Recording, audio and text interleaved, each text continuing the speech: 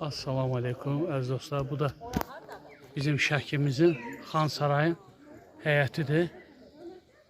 Çox gözəl həyəti var maşallah.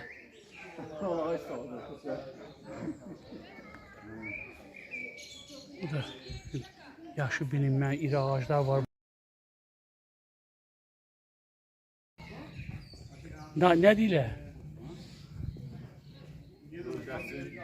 Diametri 13 metre 50 santim.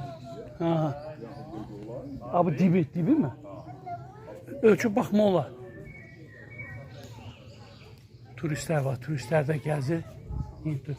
Dostlar, baxın, əl işləridir hamısı. O devirdə.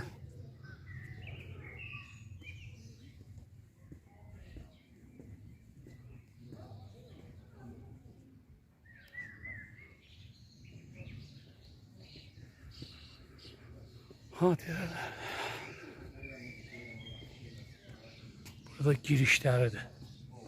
Sarayın girişi. Yəqin ki o vaxt deyilənlərə görə xan orada çıxıb oturub baxırmış yəqin. Burada cəngavərlər döyüşürmüş, nə bilim. Rəqs eləyirlərmiş, nə bilim. Yəqin ki məsələn burada su üçün belə yer düzəldilir.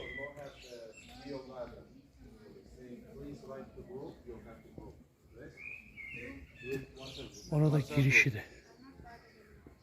Ağacın əkilib 1530-cu ildə, ağac əkilib 1530-cu ildə, gövdəsi 11 metre 50 santim, hündürlüyü 34 metre.